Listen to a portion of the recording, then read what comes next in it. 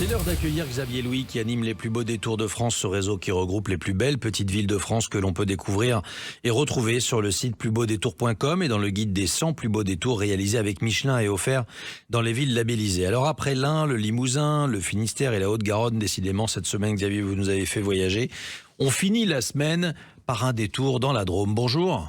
Bonjour Jacques, bonjour à tous. On va aller dans la Drôme, il y a deux villes labellisées à juste titre dans les plus beaux détours de France.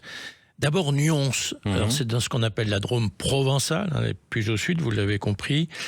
C'est clairement connu Nyons comme notre capitale de l'olive, hein, je crois qu'on peut le dire. Et alors il faut pas manquer de visiter. Il y a deux choses à voir quand vous allez à Nyons. À mon sens, c'est le moulin à huile. Le moulin à huile qui d'ailleurs est à proximité de ce merveilleux pont roman, qui est vraiment un des symboles de cette ville. Le moulin à huile, c'est toujours sympathique à visiter. Et la scourtinerie, c'est là qu'on fabrique, comme le nom l'indique, les scourtins qui permettent en fait de filtrer. On l'utilise moins pour ça maintenant. C'est des objets décoratifs. Donc les scourtins. Et puis il y a un autre bâtiment original, on a parlé du pont évidemment, c'est la tour Randonne. Elle est vraiment le cœur de la ville. On peut le dire, oui, c'est là où a lieu d'abord le marché, le jeudi, toujours intéressant, hein, je le répète, de vivre les marchés dans ces petites villes. Donc si vous y êtes un jeudi, c'est un bon choix.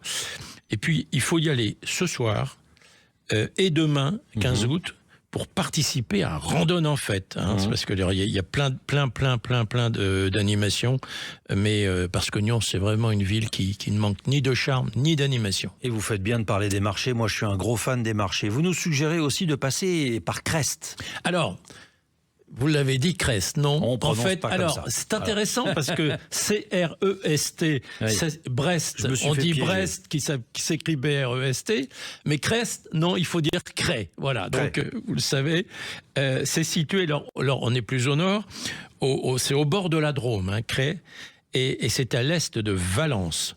Alors la ville s'enorgueillit à juste titre de posséder le plus haut donjon de France, qui est magnifique, qu'on peut évidemment visiter, mais qu'on peut aussi, ça c'est assez singulier, descendre en rappel. Hein, c'est très sportif. Là, hein.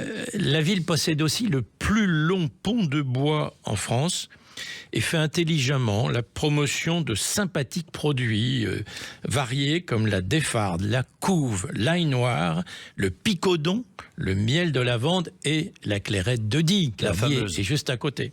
On peut retrouver Nyons, Cray et toutes ces villes, Nantua, Trévoux, Saint-Yrieix, Aubusson, Pont-Aven et Rieux-Volvestre, présentées cette semaine sur votre site plusbeaudétours.com et dans le guide offert dans les villes labellisées.